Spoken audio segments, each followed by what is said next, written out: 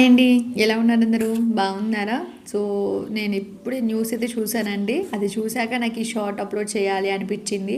ఏంటి అంటే మధ్యప్రదేశ్, రాజస్థాన్ ఇటు మేముండే సైడు చాలామంది పిల్లలు కోల్డ్ డ్రింక్ అని సిరప్ తాగి చనిపోయారు అని న్యూస్ అయితే వస్తుంది గదా!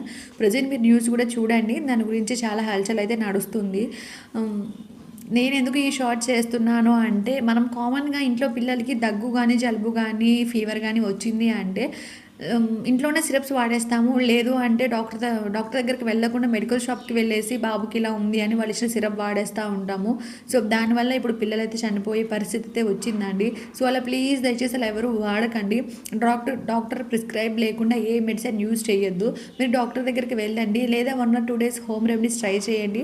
అప్పటికి తగ్గకుంటే డాక్టర్ దగ్గరికి వెళ్ళండి. అంతేగాని డాక్టర్ ప్రిస్క్రైబ్ లేకుండా మెడికల్ షాప్‌లో వాళ్ళు ఇచ్చారు కదా అని వాళ్ళు ఇచ్చిన మందులైతే వాడొద్దండి. ప్లీజ్ దయచేసి అర్థం చేసుకోండి. నాకు మా వాడున్నాడు. మా వాడికి ఇప్పటి వరకు నేను ఎప్పుడూ డాక్టర్ ప్రిస్క్రైబ్ లేకుండా ఏ మెడిసిన్ అయితే యూజ్ చేయలేదండి.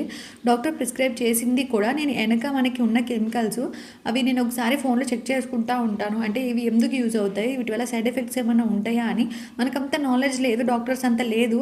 కానీ బేసిక్ నాలెడ్జ్ బేసిక్‌గా తెలుసుకోవడం అయితే తప్పులేదు గదా! అంటే మన సాటిస్ఫాక్షన్ కోసం నేను అలా చూసుకొని ప్రొడక్ట్స్ ఏవైనా సరే వాడుతా ఉంటా అన్నమాట. కానీ న్యూస్ విన్నాక చాలా భయమేసిందండి. ప్లీజ్ దయచేసి ఎవరు లైట్ తీసుకోకండి. ఎందుకంటే నేనైనా అట్లనే ఉంటా. దగ్గే గదా! జలుబే గదా! ఈ సిరప్ వాడేద్దాంలే అన్నట్టు ఉంటాను. నేననే కాదు చాలామంది పేరెంట్స్ అట్లనే అనుకుంటున్నారు. అలా అనుకోవద్దు. డాక్టర్ దగ్గరికి తీసుకొని వెళ్ళండి. వాళ్ళు ఇచ్చిన మందులే వాడండండి. సో, మీకు ఎవరికైనా ఈ వీడియో ఇన్ఫర్మేటివ్ అనిపిస్తే లైక్ చేయండి. అలాగే నా ఛానల్‌ని ఫస్ట్ టైం చూస్తుంటే సబ్స్క్రైబ్ చేసుకోండి. Thank you for watching. Bye.